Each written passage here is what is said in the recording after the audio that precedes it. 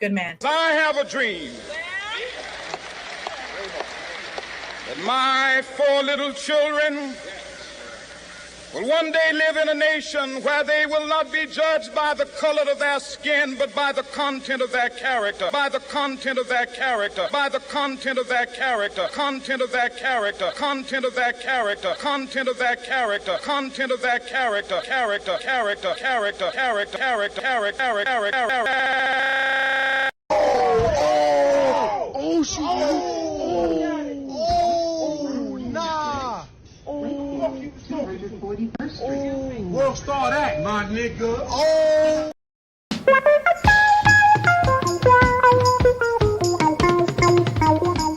Coming up.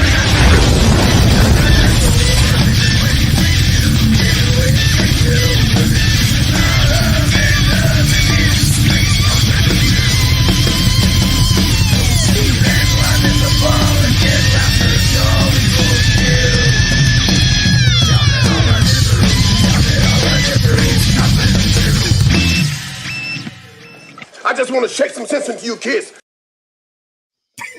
Hey, I remember when that video of the guy kicking the elderly woman in the face came out. People were pissed. She was like 80 years old, and he was stomping her face. Yeah. Isn't that the Asian woman? Yeah. Yeah. I was on the back porch feeding the cat. But, you know, today is the I Have a Dream speech anniversary, so Yeah. I thought it was appropriate, you know, kind of.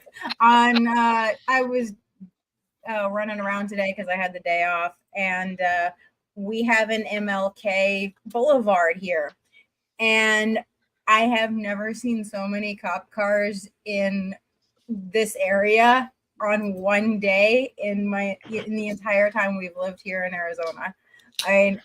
Typically it's you see one cop car, okay, 2 cop cars, something going on, 3 cop cars, okay, something's going down, you know, I should probably get off the streets. I saw like 10 in an hour. Damn. Well, Yeah. I remember in the 90s, you didn't go down to MLK Boulevard. No, it's statistically speaking, MLK Boulevard has the most crime in whatever city has an MLK Boulevard. Well, San Diego's got the 94, which is the MLK freeway. Yeah. And that goes right through all the ghetto areas of San Diego. There you go. Yeah, I mean, Ocean View Boulevard isn't that far from 94, so as a Federal, you can take the 805 and get to Home Street. Mhm. Yeah, all the fun places. But isn't today also Jack Kirby's birthday? Is it? I think so. Oh, I've been happy seeing a lot birthday, of Jack stuff about Kirby. Jack Kirby today. Oh, good. Happy Jack Kirby Day. The one who deserves the credit. Yeah. Yes. And Steve Ditko, the Yes, other one that got credit robbed from him. Mm-hmm. Of course, I will say, thanks to the internet today, I notice a lot more people are like, hey, Stan Lee was great at marketing, but he didn't create anything. It was always Jack Kirby and Steve Ditko. So I'm happy to see that. Like, yes, the internet does its job. Yes, So it is anyway, today. It is once again time for the pissed off Gen Xers to be pissed off about something, I guess. Yes. Yes. They can't take my ceiling fan, goddammit. Oh, God. You know what? Wait, I got one for you guys. Speaking of I watched somebody who I know is a millennial go off on Facebook about how they drank out of water hoses too, and they grew up in the 90s, and you know, they got to go out and do stuff and do all the Gen X things that we did. And I was like, really? Really? And they were mocking boomers and Gen Xers, saying that we hadn't cornered the market on that. And I was like, yeah. I cornered the market on drinking out of a hose. Yeah. Mm-hmm. That's a point of pride, drinking out of a hose. I mean, yeah. No, that meant you actually played outdoors. Yes. It sounds like they were born late Gen X, not millennial. Yeah. Oh no, they're very millennial. They're very millennial. Okay. Yes. So, okay, good Well, for you. well, You drank out of a hose. okay, so you drank out of a hose between Barney episodes. Hooray for you, kid. Yeah. I mean, my kids drank out of the hose because I was like, "What? You want something to drink? Drink out of the fucking hose." Well, you raised your kids right. It was common to drink out of the hose in the summertime. You didn't want to go back inside. You're No. busy playing. You ran No, into if your you went- friend's backyard and drank the hose and went back out. Exactly. If you went inside, your mom might give you shit to do. Yeah. Yeah. You didn't want to go back inside. Or she'd yell at you saying, "What are you doing in the house? Get your ass back out there." Oh, Or the all of a great sudden one. you have chores. Like, you need to clean the kitchen. Wait, what? I No, threw I a grenade. don't. Bye. I threw a grenade into a thread. Yeah. So it was like, oh, Gen X doesn't get to talk all this shit. You know, they have one of the highest rates of homelessness, and they had the least participation in the global war on terror. And I put, yeah, because we won our wars. Wait, the least participation? If you take all 20 years, we had the least participation because we noped out. If you look at the stats, Gen X noped out about 2008. Really? After the Well, we were lied to after all the Twin lies, Towers. you said fuck this shit and said no Yeah. more. Yeah, after we No. saw that they were turning it into Vietnam, Yeah. we just went nope and out. And I mean, the participation rate drops like a rock. And they're Good. like, "Well, you guys just left in 2008," and I was like, "Yeah, because we saw what was happening, and we knew what was happening. We saw our brothers and shit come home from the Nam. We're not doing that." Mm-hmm. But yeah, I threw a grenade in there because I was like, "Yeah, we won our wars." Love it. And we didn't vote a guy in to start it up again. Yeah. Well, with that, that's a great segue because we're going to talk It's a about great segue for the culture war and Boobs of Steel, of which There we I go. do own a pair.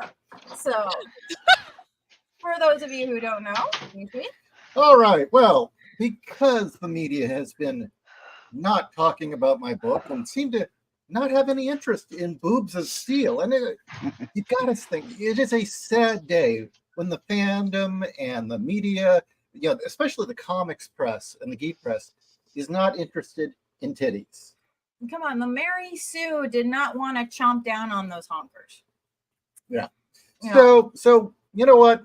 I'm going to cover it here. Damn it! For the next couple of weeks, we're going to talk. No. You're going to expose it all. We're going to. No, I'm not exposing it all. You're exposing it all. So I figured, you know, I don't know if you guys have read it. I know Janelle has.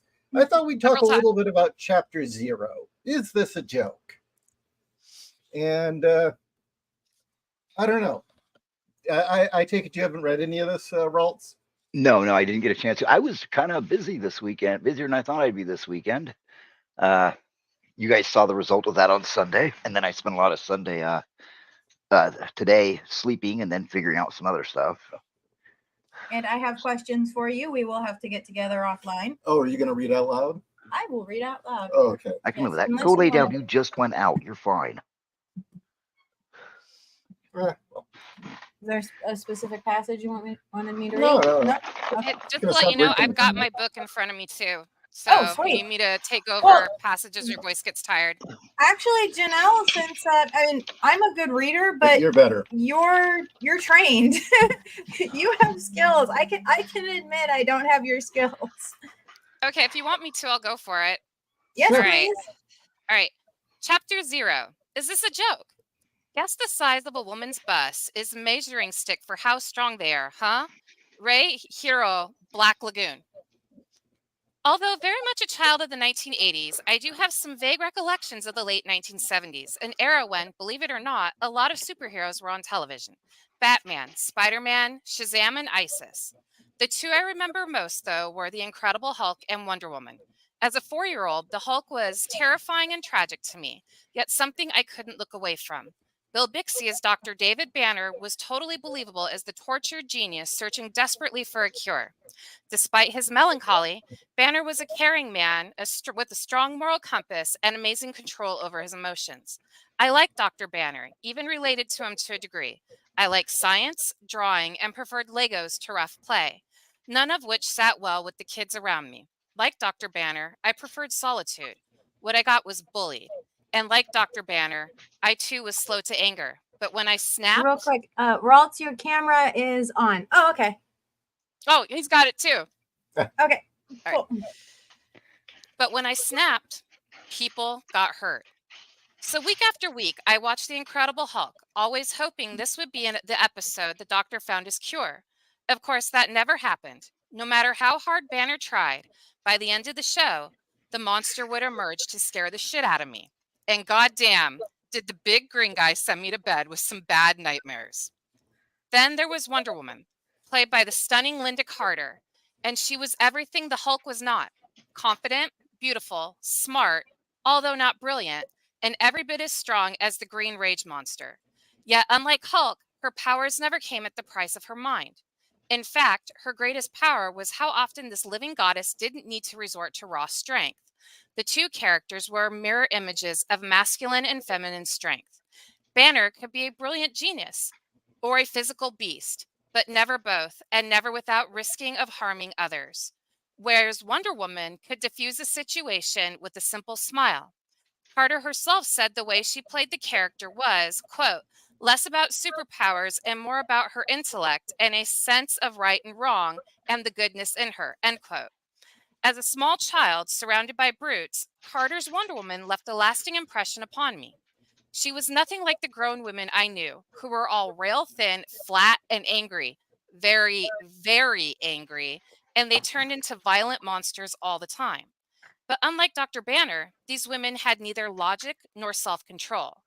Okay, so what does any of this have to do with breasts? In the word, power. When Banner unleashed his power, he grew into a hyper-masculine beast. Whereas when Diana's prince did the same thing, she bloomed into a hyper-feminine goddess. To my 4-year-old mind, the logic was simple. If huge muscles were the source of Hulk's strength, then surely those huge breasts and round hips must have been Wonder Woman's girl muscles. The association of full breasts with physical strength is not unique to myself. A lot of the kids in my generation made this same leap in logic, as evidenced by the Boobs of Steel trope surging in popularity between the years of 1970 to 2012. What are Boobs of Steel? From the website TV Tropes, Boobs of Steel, the tendency for the strongest physical female fighter in a group or cast to also have the largest breasts. Okay, so I think that's a good lead-in. Thank you. Uh-huh. But See, you're better than me. yeah, actually, it's a shame that RALT'S hasn't gotten through the chapter, because where this leads is I start talking about how this trope has been around forever. But around 2012, specifically, the attitude started to change. Now, the negative feelings towards femininity started in around 2000, very visibly, but it really started to take hold and run things. They started getting their way around 2012. And the first thing they did was go after the Boobs of Steel trope. Any very hyper feminine woman who was heroic had to be erased. And it got so ridiculous that Wonder Woman, you want to read the headline? Is it in here? Where is it? What page is it on? It's on By page the 16. way, Janelle, that the picture of Sandal Bergman in this book, take a closer look at it. I swear it's Lady Deathstrike. Oh, shit. I didn't even think about that. That V-neck she's wearing. The Yeah. leather V vest. It's page Okay. 16, by the way. Perfect. Okay. Wonder Woman ousted from UN due to boob size. That is the real headline. Superhero comics, and I specify superhero comics, are a sexist medium. That is a quote from Greg Rucka. Fuck that guy. I want to do a rant about him one night. In fact, let me go ahead and you want me to read the? Go ahead. Well, I was just going to read the headlines. Oh, okay. Or do you want me to read the whole thing? Go ahead. Just read the headlines. Okay. Chicago Tribune, October 2016. Wonder Woman dumped as a special UN ambassador after uproar. New York Post, December 2016. Wonder Woman too sexy for some UN members. LGBTQ Nation, October 2016. UN fires Wonder Woman after complaints about her race, boob size, and figure. Her race? She's Greek. Well, that's white. But remember, Greek is white, just like Italian is white, even though it's actually Mediterranean. Well, they're idiots. And that was the same year and around the same time Greg Rucka got Frank Cho booted from Wonder Woman for drawing her That's feminist. right. Mm-hmm. And for the same fucking reasons. Yeah. Wasn't Greg Rucka writing the book, and that's how he got Frank Cho? Yeah, how he got him fired. Side Because- note, I think Greg Rucka has a fetish for lesbian women. They ain't gonna sleep with you, boy. Nope. So anyway, Maybe he likes to watch. while it may seem trivial and silly, no, there was an active campaign and still is that actually started in the 90s, although no one really paid attention back then, against these kinds of characters. When you stop and think that Power Girl and Laura Croft both have been campaigned against by feminists and activists since 1995, nonstop. What is it about these characters? Out of all the various superhero characters and various characters we have to choose from who are female heroes, right? Why these two specifically? Well, how is it that Amanda Connor and Palmiotti made her palatable? They increased her cleavage, but made her a fool. Yeah, the book became one constant boob joke about her. Mm-hmm. About Power Girl. And eventually she became Harley's sidekick. Oh, fuck me. I didn't read that far. And so I dropped it after they dropped in Zardoz, but Zardoz was a misogynistic freak. Yeah. What is it? A giant head that vomited guns at people? No, it's Sean Connery. I forget his name from the movie, but he decides that he's going to marry. His name is Zed. Yeah, Zed. Thank you. Obviously, they didn't think people had read or watched Zardoz, but they were surprised to find out people knew exactly what that was supposed to be a reference to. But the Sean guy's a total Connery in fucking bondage. I mean, yeah. Jesus. No, it was very not creative, and that's when I dropped the book. Was after that arc. I said this book is shit. It's total shit. And here's another example. Tweldy brings up Tomb Raider, right? Mm-hmm. Lara Croft in the 90s was a sex symbol. Mm-hmm. She was the it girl. And, Angelina Jolie played her perfectly.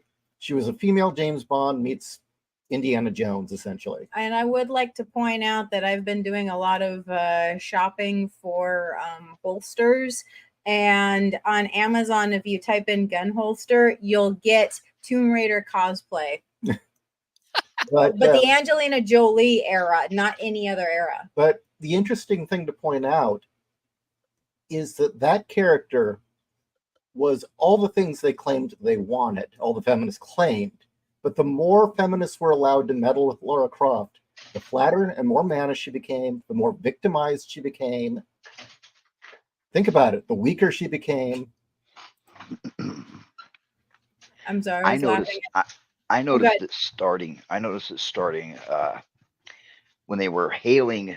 Okay, I don't like Rob Zombie's work at all. Mm-hmm. I think he's a hack. And if there's one thing that's across all his movies, is the female lead always ends up crawling. They always end up on their hands and knees crawling. And I noticed it in Halloween, the first Halloween he did. I didn't watch the second one. I refused to. But it was celebrated as, the final, finally, Rob Zombie brings it into the modern world. When you get right down to it, there's this weird torture porn that they make these small-breasted women go through. I mean, look at the Lara Croft games. They spend more time lovingly animating the death scenes than anything else. Mm-hmm. I mean, I quit playing the game. It made me uncomfortable. And it seems, God, because they have small breasts and look like boys, I guess it's easier to show them getting, mangled. But it's always been this weird thing since you're right, about 2000, well, a little bit earlier in 2012, where the push not only seemed to be to make them look more like teenage boys, but also to brutalize them more. Right. Mm-hmm. And I really dislike that. It's got this overtone of, well, for lack of a better word, misogynistic violence that everybody ignores. And who's at the helm now? Feminists, women. Nobody hates women like women do. I was gonna say, how I like the House of a Thousand Corpses trilogy because of its callbacks, but that definitely had torture porn for women in it. But I mean, I agree with you, Raltz. It peaked with the movie Halloween, where they had to cut for the theater the rape scene, the violent rape scene that got put into the uncut. Yeah, there's an uncut. What's it called? Well, the uncut edition. There is a Of like Halloween? of Rob Zombie's Rob Halloween. There's a Zombie's. 5-minute rape scene, and I mean, it's brutal. Why does that need to be in there? What does that add to the film? It was supposed to show that Michael didn't care about anything except his masks. So these two orderlies bring in a new girl, rape her on his bed, and he doesn't do anything about it until they take his masks off the wall and put them on. Then he kills them. It was unreal. That's unnecessary. Oh, yeah, absolutely. To put it mildly, that's I didn't see it, so unnecessary. I couldn't say. I didn't even know it existed, and I've seen several different people review that film. So, Well, You're right. So the only reason I went and saw that Halloween is because I love Malcolm McDowell and I wanted to see how he Well, played Loomis. and I actually was very impressed by his Loomis. Yeah. It was a different take, but I thought that Malcolm definitely was true to the spirit of the character. But oh. Yeah. So okay, yeah. now I hate Rob Zombie. So thank you both for sharing that with me. Now I hate Rob Zombie. He's said a lot of stupid shit lately. Oh, he said a lot of stupid shit, and he's done a lot of stupid shit, and I quite frankly think he's sold out. But now I hate him. Well, oh, he's a sold out poser. He's a vegan now, and him and Sherry Moon Zombie have rescue animals from farms on their land, and they do everything for PETA and stuff. Yeah. One, he robbed a ministry and came FDM blind. Well, his name is Rob. And never admitted it. Rob. Second. What? Oh. Second, okay, and I quote, after he hit it big, and they had their album hit big on it because of Beavis Butthead, remember that? Yes. It was White Zombie, right? More Human Than Human? Right. Or no, it was the one before that. It was Thunderkiss 66. 69 or 66. No, yeah. I'm sorry. I'm thinking of Psalm 69. That's Ministry. My bad. Right. When he hit big, I read an interview in Rolling Stone with him, and a lot of people say, I sold out now that I'm big. You know what they don't understand is that I intended to sell out. I wanted to sell out. That was what I'm a sellout because that's what we are. When I got into this, it was to sell out. So he admitted it. Oh, guys, I don't know if he's actually with PETA. I'm just saying that him and his wife are doing PETA style shit. They're like, save the animals, we're vegan. So I was insulting him. I don't even know if he's really with PETA. But hey, this is the guy that writes about violence, also was the main illustrator for Penthouse. So maybe he's got weird fetishes. Well, I don't think that's in question, but yeah. Yeah, but you can have a weird fetish and still be a sellout in the worst way.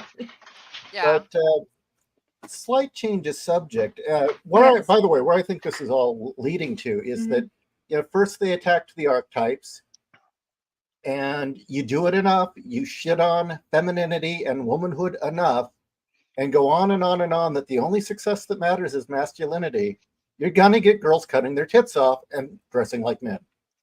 Here we are. Look at poor Ellen Page. Yeah, look where we are now. Yeah, look at Ralt'S, you were bringing up violence against girls with smaller tits, and maybe people feel more comfortable with that.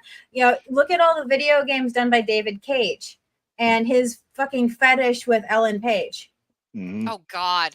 He's the one that did the naked shower scene with Ellen Page, right? Against her will. Naked shower scene. No, say the creepy part. That naked shower scene, he actually called her in and had the 360 camera set up and made her get naked, and so that he could do like the full complete 360 pan of her. So he has a complete naked image of her from any and every angle before she was 18.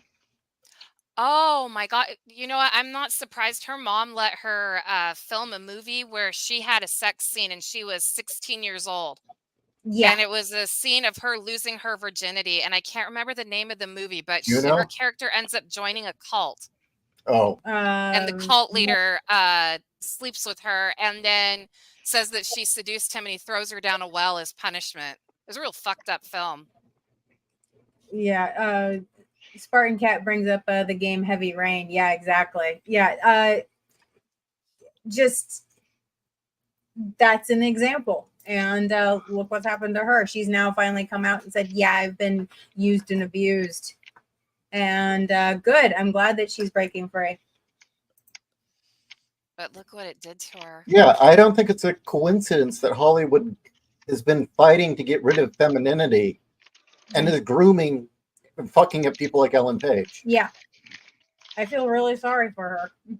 I mean, Mouth to Mouth is the name of the movie, by the way. we went Mouth from to, oh, we went from having God. Princess Leia, Carrie Fisher, Mhm. to Rey. And Carrie Fisher didn't even wear a bra. No, At least There's in the no first bras movie. in space. Yep, there's no bras in space because it will choke you in the zero gravity. So she had to wear gaffer's tape. Yeah, sure. Fucking George Lucas. Jesus, Yeah, dude. I just love. Did you hear what she wanted her epitaph to be? It was strangled by my bra, drowning in moonlight. She wanted that on her tombstone. That sounds pretty good. Yep. Although I know the other thing she liked to say was she liked long walks on the beach by moonlight on acid. So That sounds like her. So I've got a question that also relates to Boobs of Steel, and this comes up quite a bit. In doing the research, I did it in a future chapter that will be coming out. I talk about the fact that there are all these great, iconic, feminine, heroic feminine heroines, essentially. Are all of our iconic hero heroines, for the most part, were written by men. And I tried my damnedest to find ones created by women. Leigh Brackett. Iconic. Oh, I can't. Leia? Yeah. Mm-hmm. But that's it. That's the only one I can think of. I mean, and outside of Leigh Brackett and maybe Japan. Well, Japan's a different beast. So, yeah, Western world. Yeah, it is primarily men who have created all of these iconic feminine heroines that we're always hearing about being so great. Like Ripley, and why am I blanking on her name? Yeah, just go down the list. Yeah, just go down the list. And I was curious, why do you think that is? Both of you. Why don't I think any of these were created by women? Yeah, why is it that you look back through our media and there aren't any real good iconic heroines or action heroines written by women? Because women are too fucking emotional and they can't separate themselves from the character. They always seem to imprint themselves. There's exceptions, obviously, but this is my opinion. I think women put way too much stock of their own emotion into said character, and then the character turns into a psycho hose beast that in the woman's head is like, this is the greatest female character ever made. But to the rest of the viewing audience, they're like, what the fuck? This is a horrible person who is an obvious villain and should either be put in a rubber room or have a bullet between their eyes. So that's in a nutshell for me. I do not think the majority of women can write without their emotions. And yes, you need a little bit of emotions when you write, but I think they just imprint too much on everything they write. There it is. When they write a character, they're not writing a character, they're writing them. You see it a lot with the new crop of female authors. These aren't like, Anne McCaffrey and what's her name? Somebody Steele. They're not writing. Oh, Danielle Steele. Danielle Steele. They're not writing women characters. They're writing themselves. If perfect version of themselves, showing everybody how great they are. The reason why you didn't really see it, these women, the female action heroes written by women is, oh God, this is sexist as fuck, but I'm gonna say it anyway. You're in good Nobody's gonna company, care, you know. Ralts. When it comes to physical violence and physical action, no matter what a lot of these women think, their little kickboxing class is nothing like an actual fight. Yeah. And you see it a lot. Oh God, the people who wrote this stuff originally had seen a lot of conflict, wars, just where they were growing up, and they were able, nobody shielded them. Nobody shields a man from conflict. Nobody does. Men are never shielded from conflict. If anything, they're pushed into it. And I love having women tell me that's not true, because I'm like, why don't you tell me what being a man is like more? Thank you. But you're pushed into it, if anything. And so when women try to write it, they try to write conflict, but they try to write it what women see conflict as, which is verbal, social, cultural, and standing. And that's why the villain's motives come out so bad. And that's why her motives come out so bad.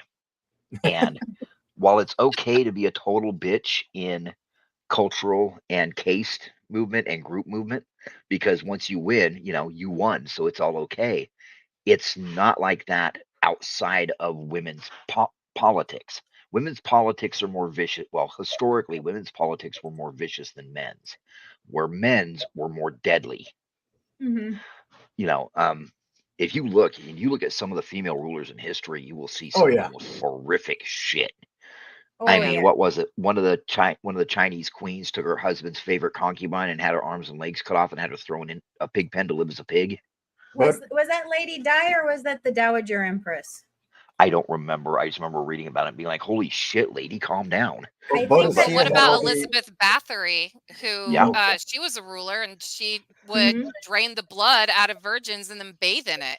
No, worse. She would ask nobles to send her their daughters to work as her servants, where they would learn how to be part of her court, and then she would slaughter them. Yeah. And just real quick, with that said, Ralts, I just wanted to say, when I was taking self-defense in my teens, it was self-defense course for women. They did teach us you're never going to beat a man. Just the whole point is to get the fuck away. So I agree. I have actually had to be in combat with men when I do sparring, or when I used to do sparring.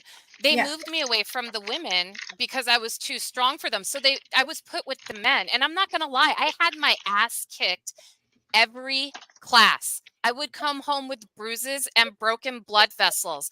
I'll never forget, one guy punched me full force in the tit. And my breast was bruised for a couple of weeks. And I knew I couldn't beat these guys. I thought I told you guys a story about how one guy kicked me a quarter way across the floor, full force. And like, it was basically defend, and try and get away. I was never going to be able to take these guys on, period. So this whole thing where they're like, Ralt's talked about the perfect example. Laurie Strode in her 60s beating the shit out of Michael Myers. Like, no, that would never happen. He'd break that bitch like a twig. Farts, dust, and needs fucking putting the fucking shit right. Laurie Strode is going to be, a walking killing machine. Was so fucking offensive. Well, and worse yet is they don't get it that this is offensive to women. Yeah, it is, because it's the we're super, we can do everything. Laurie Strode was a hero because by the end of that, she was limping, she was hurt, she was scared out of her fucking mind, and yet she survived. I mean, she was put through fucking hell.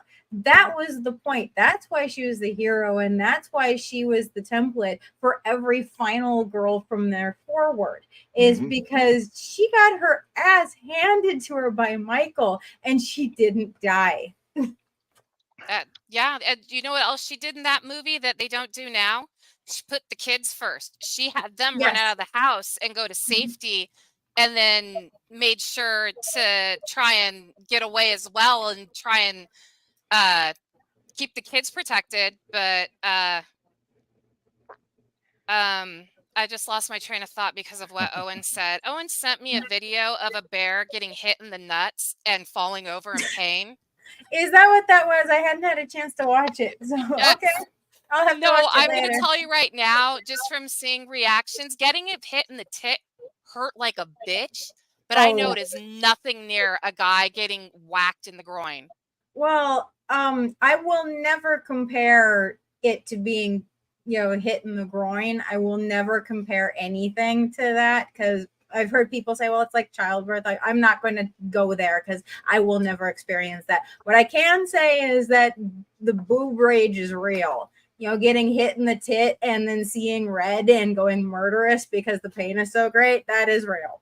So, Yes, that is real. So anyway. Yes, anyway. No, it's just, another one was that you said they don't put the children first anymore. No, yeah, Janelle. That's another feminine feature, right? That's a great point. They don't. I mean, like, I personally was getting annoyed in the early aughts area into the teens, but mainly the early aughts, where like every freaking female character had to have mommy instincts to make her safe, and that was pissing me off. Like Ultraviolet. Once I found out the original story, suddenly her actions made sense. But her watching after this kid, I'm like, they just saddled her with this kid to make it okay for her to be a badass, and that was pissing me off. But now, quite frankly, I would rather have that depiction than the shit we're getting now. At least the I have to protect the children is a feminine trait. And a selfless one. And a selfless one.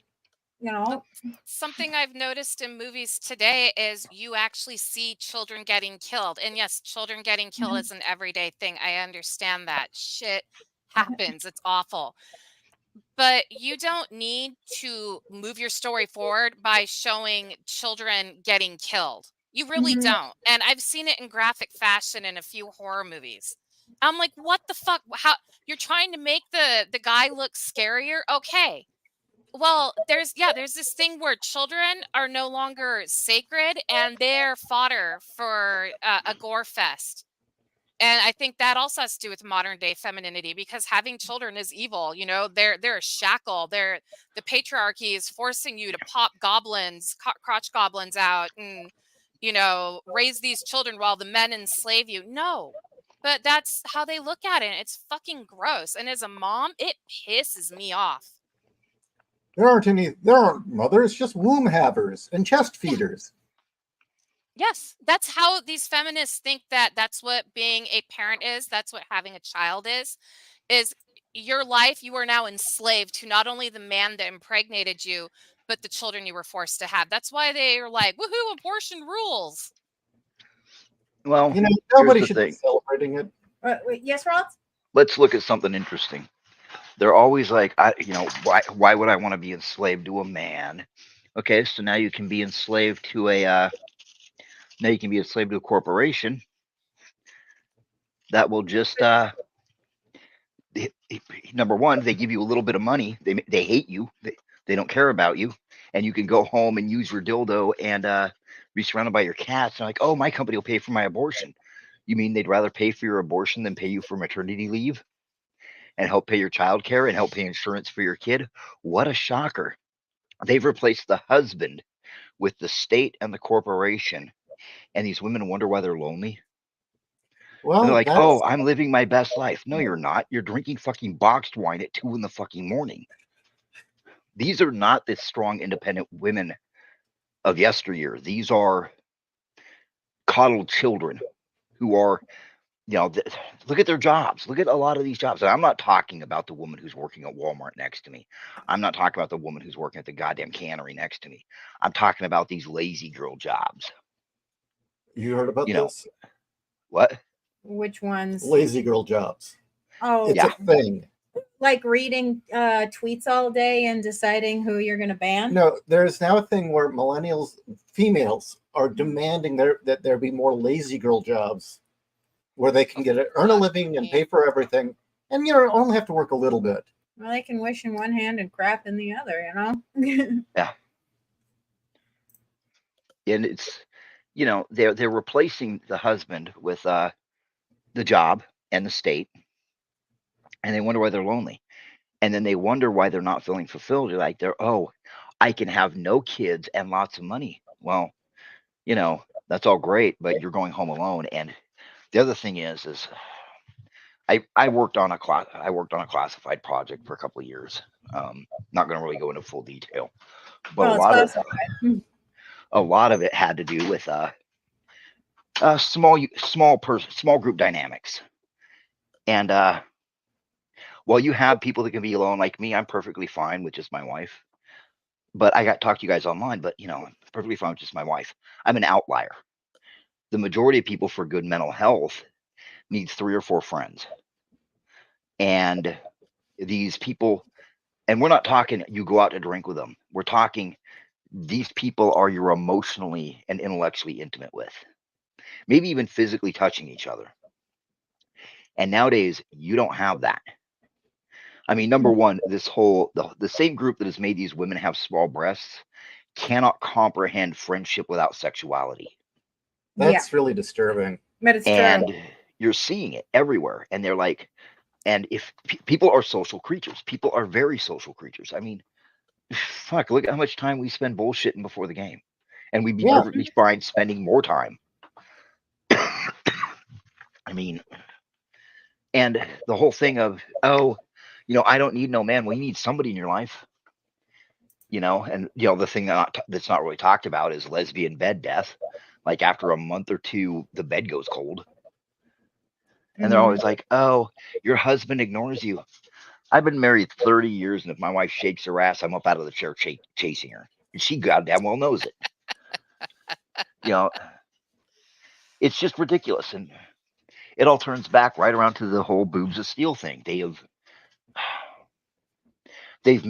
tried to make men when they're children into defective girls, and they try to make women into defective boys.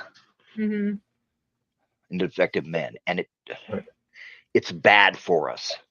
Yeah, absolutely. It goes against everything that we understand. Goes against our nature. I actually witnessed that today when I was at the doctor's office. There was a guy wearing light pink sweatshorts and a baseball style shirt, but the woman next to him, his girl, was dressed to the nines, confident, and you could obviously tell she was the pants of the relationship. And I was just like, that's so pathetic. Yeah. And, there's nothing wrong with it. I've known guys that their woman wore the pants in the relationship, and they were happy like that. And I'm not going to throw rocks. But it came about because he was kind of a submissive person all his life. And she was very much her father died when she was 16, and she had to get a job to support her mother and siblings. So she basically had to step into her father's position, and she grew up like that. So of course she's a dominant person. But she did not denigrate her husband. She didn't look down on her husband. She loved her husband very much. And her husband loved her because they fit together. So I'm not going to denigrate somebody for, their wife wearing their pants in the family. But the way they've done relationships, which once again loops back to what she was talking about with Boobs of Steel, is they've destroyed them in the name of they didn't know what. Yeah. We actually got to see it. We hear all the burn it down, destroy patriarchy. What are you going to replace it with? And then you get a dial tone. Feminism. If they say communism, you slap them. Well, they'll also say feminism. Well, then what does feminism bring about as far as better economic, better cultural, better social? What does it bring about? And they just stand there and stare, and then they start just blathering random shit. And it's like, so how does feminism pave the road better? Well, Ishii actually brings that up in the 4th chapter of the book with what is it, Dear Materreich and Frederick Engels, perpetuating yeah. that whole, yeah. you Chapter don't say it. 4 goes into that. It's great. Keep going. Oh no, it was Jacob Bachhoven published Das Mutterrecht in 1861, and he said that pre-dawn civilization lived in a quote communistic and polyamorous end quote lifestyle by an Amazonian matriarchy, and everybody knew he was full of shit.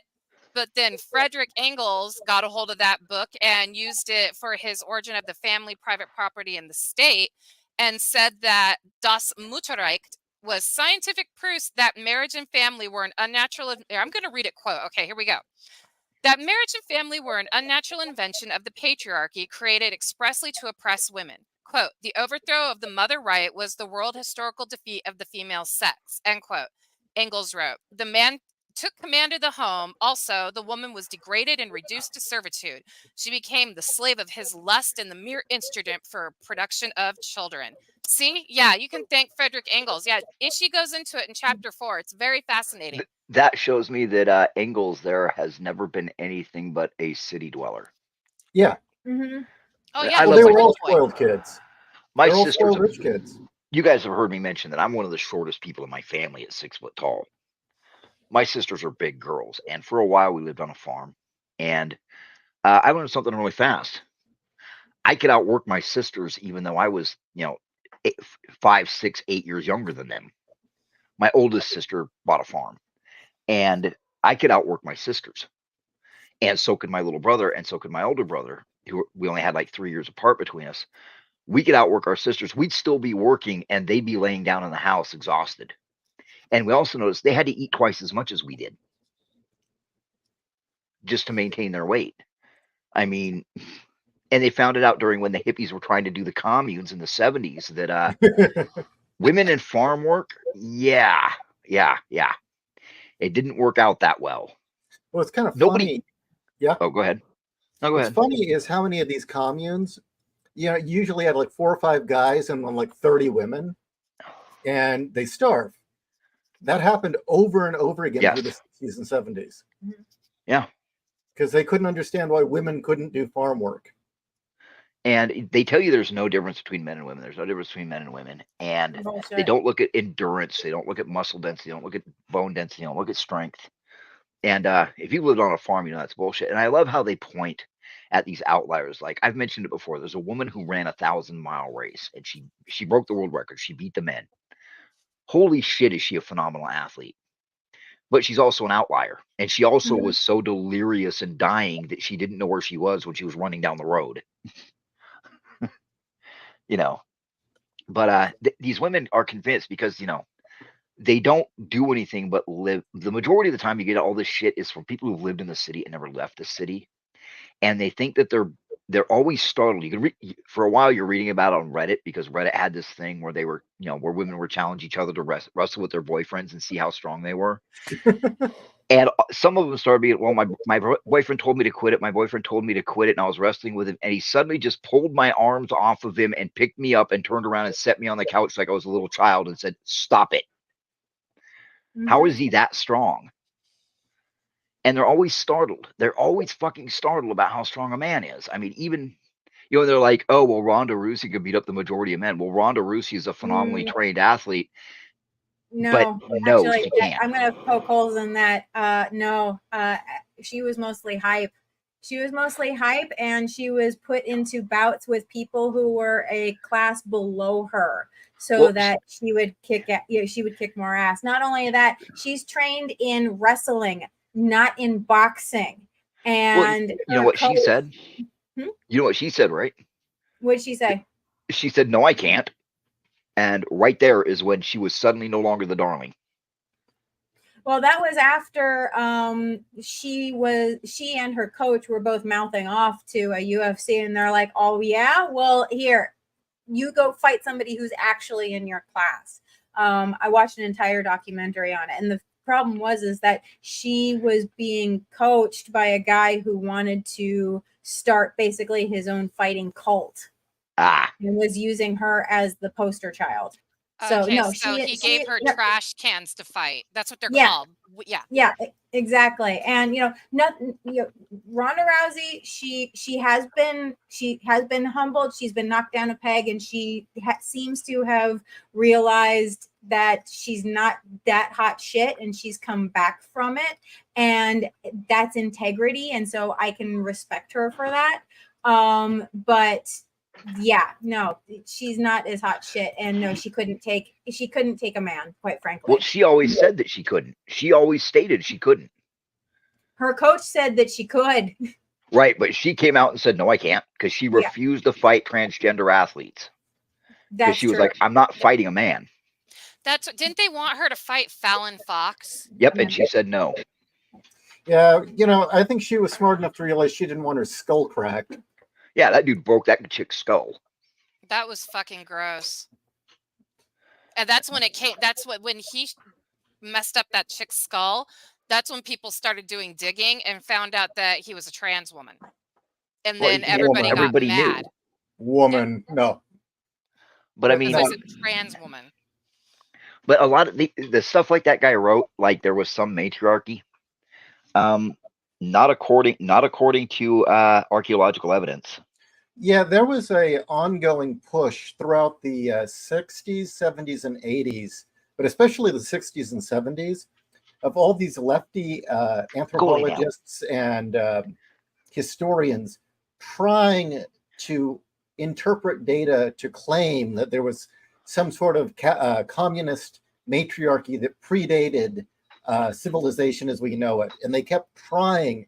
And there's so many lies. It's very difficult to study certain cultures because there's so much bullshit, like the Celts. A lot of the stuff on the Celts is very difficult to study because it's been so politicized. Oh, they were it was a matriarchy. No, it wasn't. No, it wasn't. Well, I mean, Well, I think Minoans. that the guy you wrote about, Jacob, what's his name? Yeah. It sounded like he wrote that book just to be a bestseller and make a bunch of cash. It sounded like a scam because the archaeologists quickly called him on it, which is also in the book, guys. Read chapter 4. Yeah, because when he wrote it, that shit didn't fly. It came back in the 60s. Yeah. And then no one wanted to question it because that would be sexist. Well, I can tell you the 70s was weird. There was a lot of book banning in the 60s. Don't let the Democrats fool you. They've been the #1 banner of books. Oh yeah. Forever. If it didn't adhere to the message, they banned it.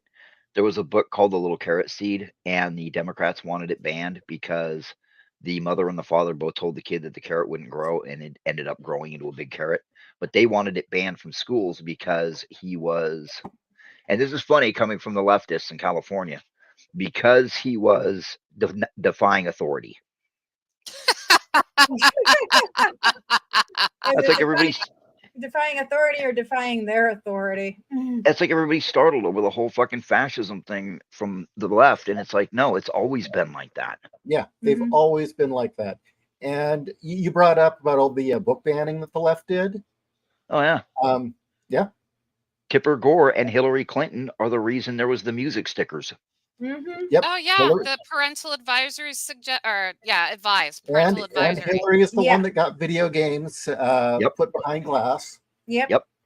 I mean, the thing is, conservatives will do moral outcry. They'll say that's not appropriate, but they won't actually ever make anyone do anything.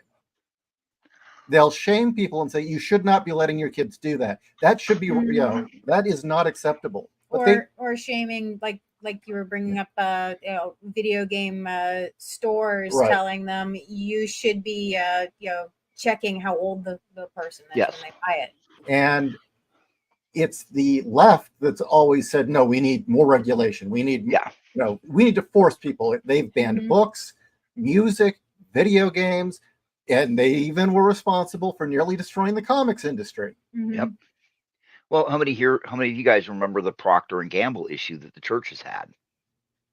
From what I understand, there's continual rumors they're Satanists. That's all I know. Well, okay. So the churches in the late 70s, early 80s all got together and said to boycott Procter and Gamble. That they'd made a deal with Satan, and that Procter and Gamble had agreed to put this symbol on all of their products. And sure as shit, they did. It was the moon. It was a crescent moon with a face on it and a couple stars on it, and it was on all their products. And what happened to Procter and Gamble? Nothing. The boycott really didn't matter. But where the left would be like, we need to. Here's a good example. The left goes, we don't want you to have ceiling fans, so we're going to not pass laws. We're just going to allow a unelected body to pass a regulation preventing you from having a ceiling fan of a certain type. And that's what they do. They don't put it up for vote. They don't put it through the legislators. They have these these unelected bodies like the EPA, come through and say, oh, well, this is what we've decided. And so far they've targeted, go lay down. So Yes, far Daddy. they've targeted, don't say that. Sorry, So can't help it.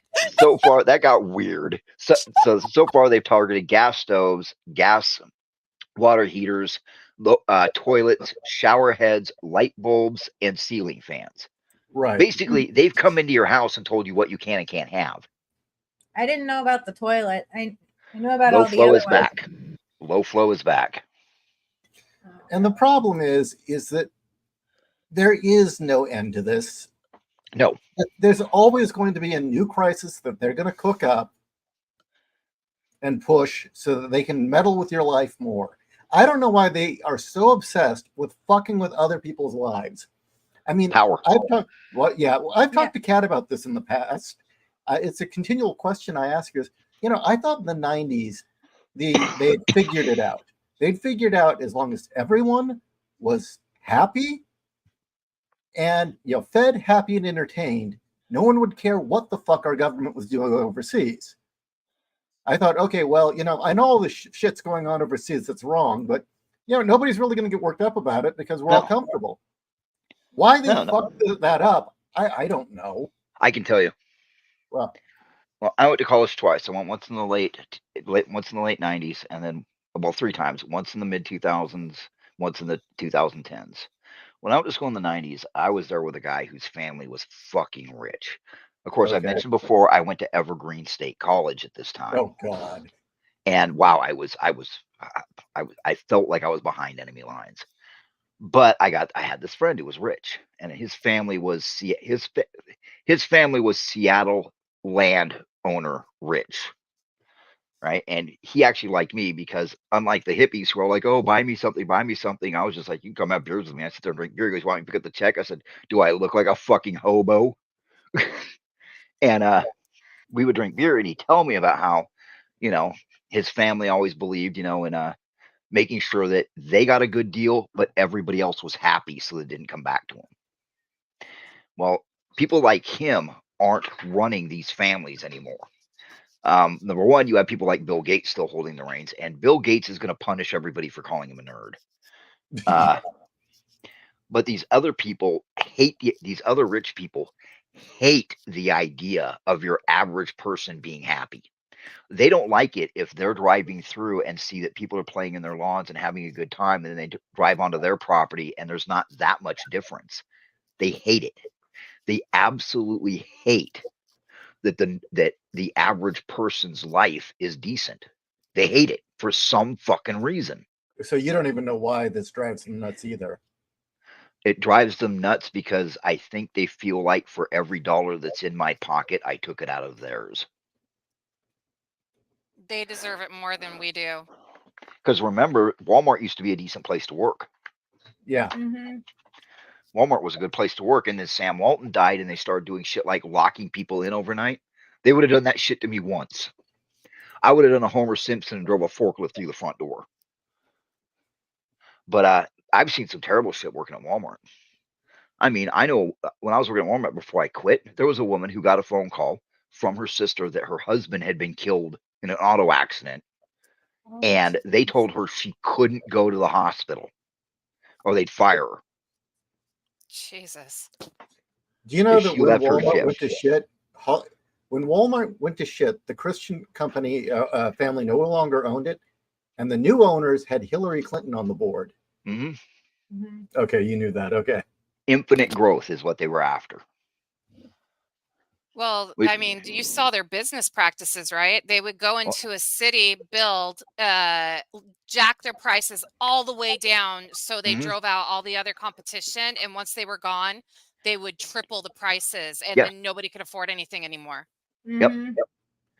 Well, I read that thing you posted yesterday, RALT'S. I forget the guy who wrote it about our current situation, and saying, you know what I'm talking about? I'm trying to remember which one. I posted a couple things to different people.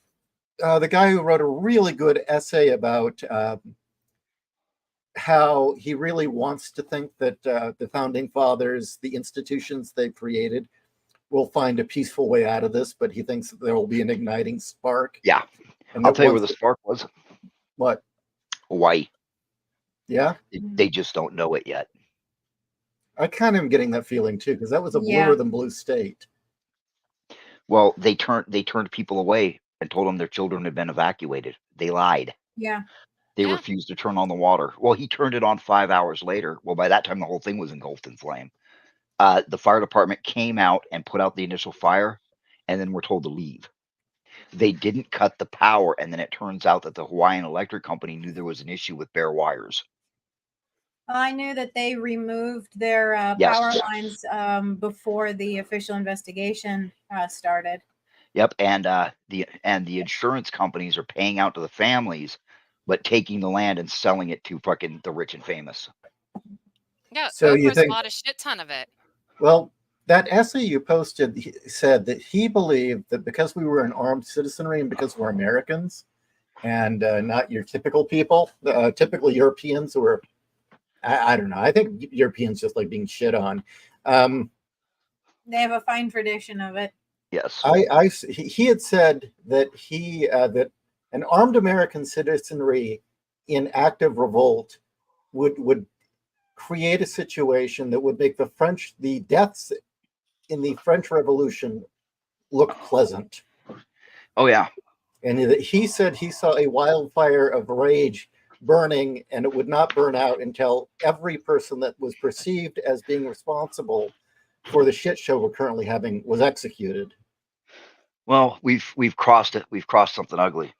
It used to be I could go onto Reddit or any dozen places and see people talking about what they'd like to do, what tactics they'd use. Well, they're not anymore. You don't see it publicly. You don't see it on Twitter. You don't see it on Facebook. You don't see it on Reddit. You don't see it anywhere. What do you mean by this? I'm a little lost. Okay. It used to be people would, gamify, how they'd cut off the nearest city, or what they would do if shit went up, how they'd fight the military. It was on like Facebook, Reddit, all kinds of places. You don't see that anymore. The last year or two, all those places have gone silent. Now, some of it is banning because, unfortunately, people seem to think that if you ban somebody, they just disappear into thin air. But that's not true. You're also not seeing it. Go lay down. You ban someone, now they're invisible. Yeah, they're invisible and they'll never come back. But now you're seeing they've grouped up into their own groups, and they're not talking to other people. They're talking quietly among themselves. And there's no leadership principle. As long as they are bitching out loud, you can identify problems and fix them. But once they gather up into small groups and are whispering to each other and go quiet when you walk by, you're fucked. And we've hit the point where people are quiet because the bread is too expensive to buy, and the circus is a passed out clown shitting himself. No, it's worse than that. It's a passed out clown shitting on you. Yeah.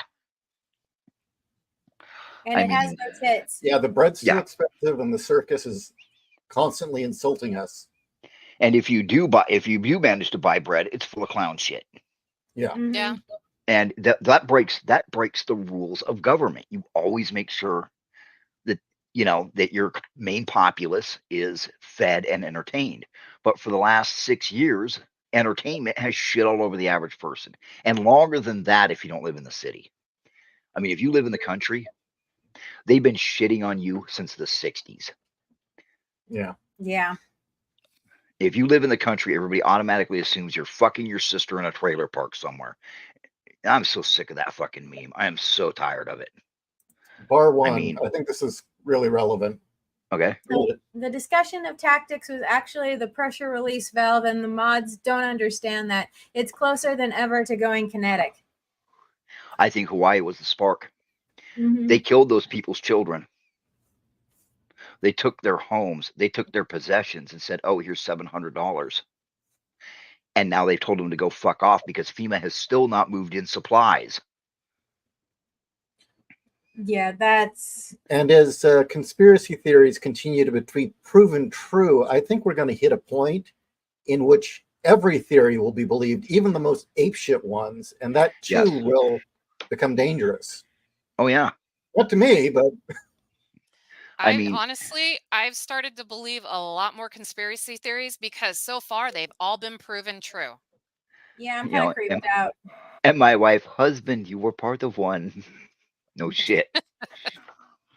No, it's sorry, go ahead. No, it's just, yeah, it's hard. I can't really shit on conspiracy theories when I was part of one that is just now starting to come to light. Oh, can you admit it yet or no? No. Okay, just curious. No, we're definitely in an age where every time I listen to the radio, I keep wanting to scream at it, stop making Alex Jones right. God. Like I said, if it turns out they are lizard people, I'm not going to actually be surprised. It's going to be the they live reaction. Figures it'd be something like this. Yeah. Of course, like that Yeah. meme I sent you. I don't know if you got it. It's a saucer hovering over a guy saying, "We've come here to destroy your life, ruin your health." And, so you're from the government. I thought that one. Yeah, what's that other one? If aliens kidnap me, it would be less of an abduction and more of a hostage rescue. Well, I know it's kind of interesting is that there's been a couple our discussion on disclosure. A couple of articles saying, clearly the idea of disclosure of aliens they thought would distract everyone. And that there has been a noticeable concern within the government that no one cares. No, they don't. No one gives a shit. Well, what the fuck did they disclose? Well, nothing. Biologics. It's like that means nothing to me. And I was telling Ishi earlier, it's like even at this moment in time, they have so screwed that opportunity that if they were to pull EB1 in a Bacta tank out in front of like Times Square, in front of like the masses, and say, look, this is a real alien, no one would give a fuck. If that alien showed up at my door, I'd be like, I'm not buying your Amway. I just slammed the door. Fuck him. Get a job. Fuck off. We're full. Go fucking camp on the moon. Exactly. What it is none of the distractions have worked. You notice when the aliens didn't work and this fire backfired on them, and then the Trump mugshot backfired on them. Suddenly we get shooters. Which the UNC shooting. Yeah. And the one yesterday. Well, the day before yesterday. What was the one day before yesterday? Dollar Tree. Oh, I didn't hear about that one. The Dollar Tree racist. And here's the thing. I know a lot of gun owners. I know a lot of guys that probably shouldn't own weapons, to be honest. But I've noticed something. Every one of these guys that do the racist shit take the little paint pens and write racist shit on their rifles. Nobody I know does that. Nobody I know who writes anything on their rifles. Why would you do that? Yeah. And it's what did he write on his rifle, supposedly? Swastikas and nobody does that. Yeah, nobody does that. Nobody. And then of course it's he was on our radar. Oh, so he was on your radar, but you kicked in the door of a 70-year-old man and shot him. Yeah. And nobody believes it anymore. They're always on their radar, but they never do anything about it. Yeah. Why? It's why well, of course he was on your radar. You bought him the gun. Yeah. Well, why is it always fucking swastikas? Yeah. Because a certain group of people still thinks that gets a reaction. I know. That's my point. Nobody cares. And I don't think most that's not people working. believe that shit. More people are going. So, oh, you can't forget that the other guy, the recent one will be memory hold because it was an Asian. Oh, was that the UNC guy? He was an Yeah. Asian? Yeah, Okay. from the initial one. Well, they're honorary whiteys, so Yeah. And it's not working. Well, you heard that Mexicans are now also honorary whiteys, right? Yes. Yeah. Oh, Well, they kind of were, but like, why? Because they're hardworking and they believe in family. Yeah, the most of them are Yeah. Catholic. Yeah. Shit.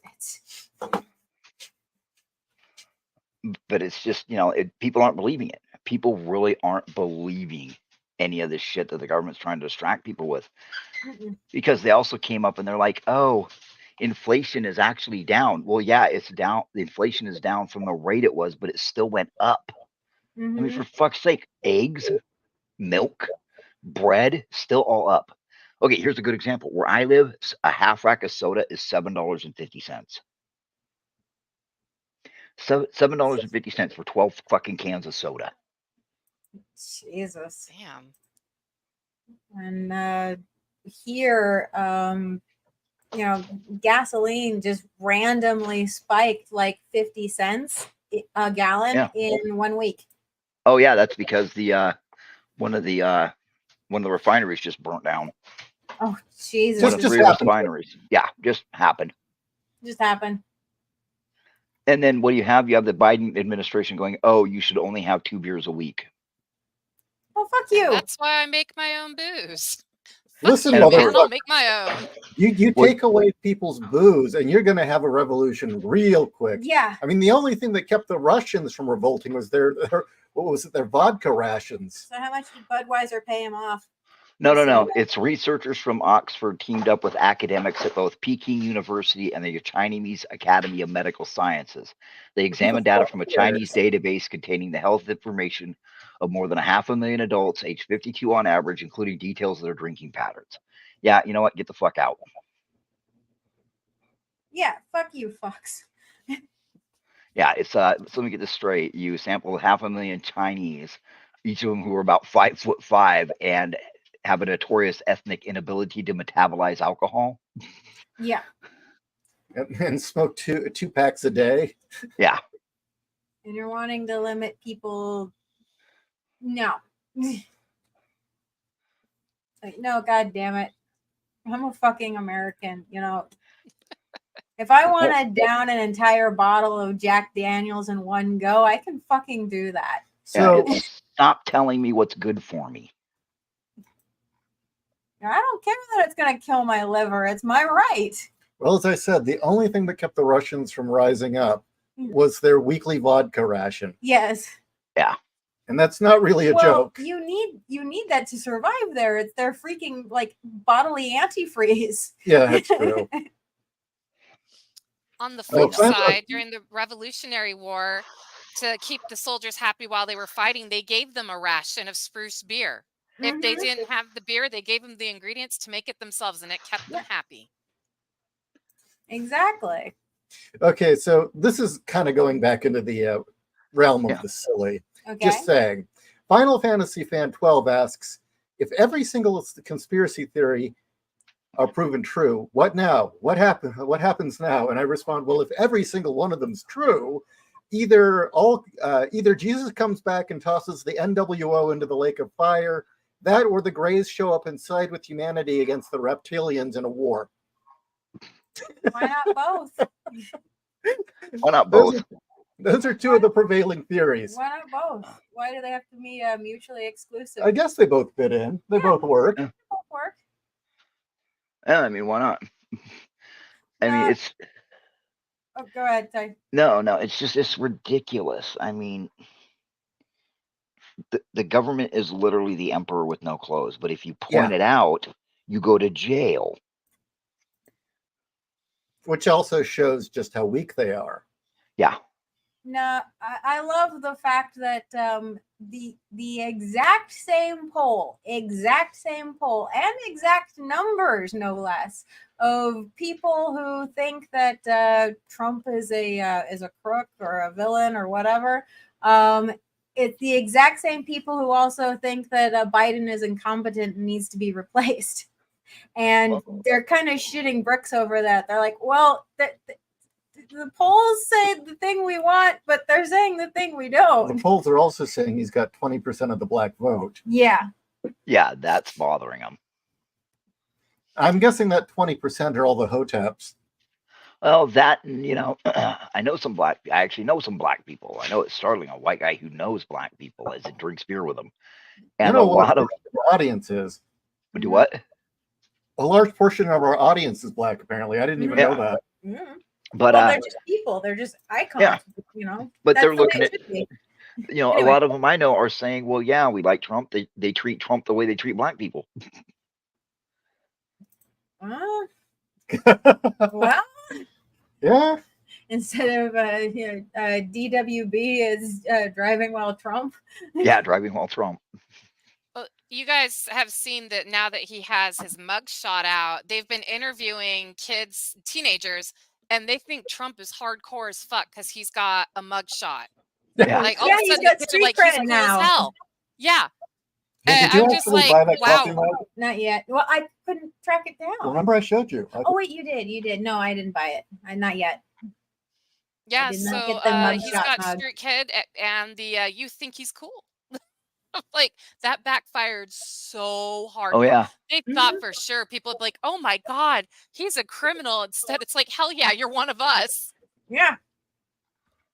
He really is like the people. Well, if you gotta remember, there's these people are so out of touch that in 1994, when the blackouts happened in LA, people were calling 911 in a panic.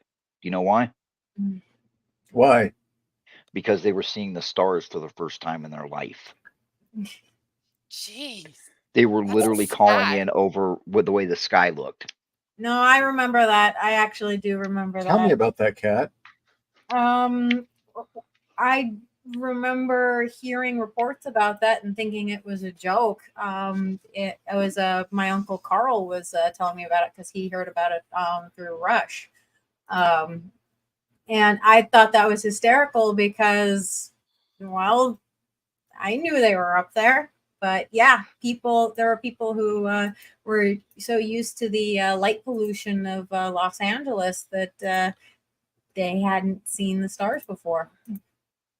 And I remember the light pollution of Los Angeles at that time. So yeah, that's like somebody was going, no, there's not that many stars. So I outside and just took it with a cell phone, an image of the night sky out where I live, and posted. I said, this was taken with a shitty cell phone. They're like, oh, you digitally altered that. There's no way there's that many stars in the sky.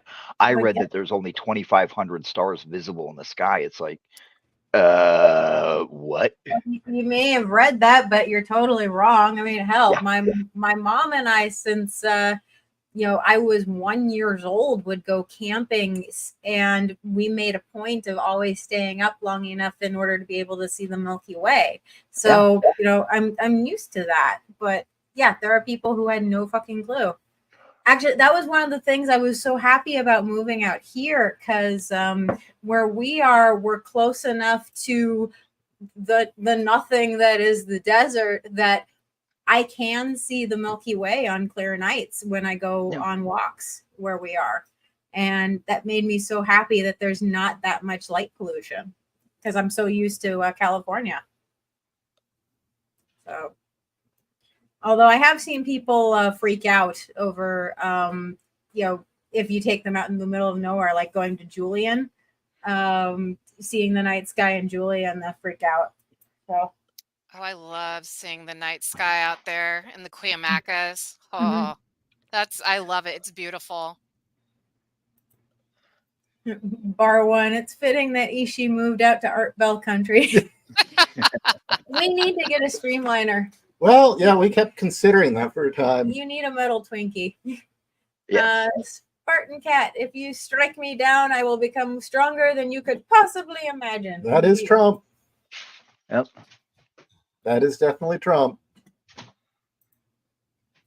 But yeah, it just blows me away that so many of these.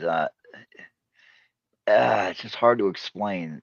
Everything is going sideways, and everybody wants to tell you it's not, and it's like I've seen this before, and it never worked out well for the country it happened to. Nope. But yeah, and it's funny because you cover some of that and what I've read skimming Boobs of Steel. That the big problem is these people they made the critical mistake. They took over popular culture, and what they replaced it with was trash. Right. Mm-hmm. It's ugly, it's vulgar, and it's degenerate. Yeah, yes. It's one thing to steer the narrative. It's another to go in the complete opposite of what people had. Yeah. So. That and insulting the audience if they don't like your work. Mm-hmm. Yes. I don't know where they thought it was a good idea to start doing that. I think because they all live in a bubble in New York City. They all feel they're so damn important. Mm-hmm. And it's like, and I love the whole, I'm going to tell, it's not for you. Well, why aren't you going to it? Well, I don't go to it because you tell me not to. The whole, what was it? I think it was Captain Marvel, where they're like, it's not for men. And then they're like, why aren't men going to see this movie?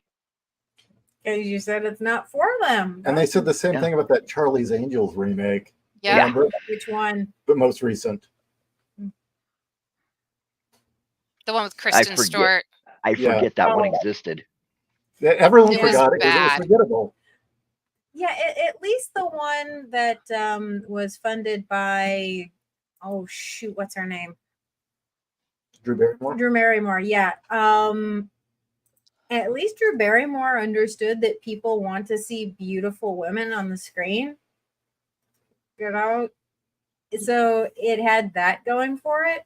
Well, the original Charlie's Angels was Ayn Rand's favorite TV show. I was so impressed by that show. Oh my God. Yeah. The thing is I had been told it was awful. And as a child, I don't remember it very well.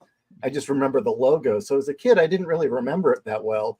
And for researching this book, I have so many references to being trash. Okay, let's watch it. Like, wait, this is actually well written. It's well written. There's real espionage.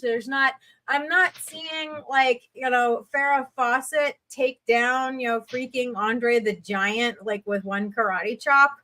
I mean, the women actually use their smarts, use their brains. They get into bad scrapes. The few times they use martial arts, it's the, kick the guy till he's down and then you run the fuck away. And it's like, oh my God, that's actually realistic. I watched that show when I was a teenager because they surprisingly had it on the Sci-Fi Channel as well. They showed I don't know if you ever saw the movie or the pilot movie, but it was one of Tommy Lee Jones's first roles. Yes, that was incredibly good. I was like, holy shit, he's like a baby-faced guy in his 20s. Mm-hmm. Yeah, I loved that show. My favorite was always Jacqueline Smith's character, Kelly Garrett, because she was just the average every girl. You should see they did a docudrama movie on how the show got started and her influence on the show. And that was very interesting. Yeah, they originally wrote her character to be the one that would seduce and sleep with men. And she brought it up that you wrote the character's backstory that she's a hardcore Christian. That makes no sense. Mm-hmm. So they wrote all that out. They're like, okay, yeah, that makes total sense. She shouldn't be the one that seduces men. Mm-hmm. And also, two of the three had nice rack. Kate Jackson was a little bit smaller, but she was supposed to be the tall, athletic one. Mm-hmm. I'm wearing down, so. Okay. Oh, yeah, I got it. I should be in bed. All right, so one more time, everyone. It's available on Amazon. Boobs Absolutely. Buy it. And RALT'S series, Yeah. Behold Humanity, is linked in the description. Yes. And if you aren't Yay. reading it, you should. All right. Good night, everyone. Night, everyone. Don't step on Night. any dicks.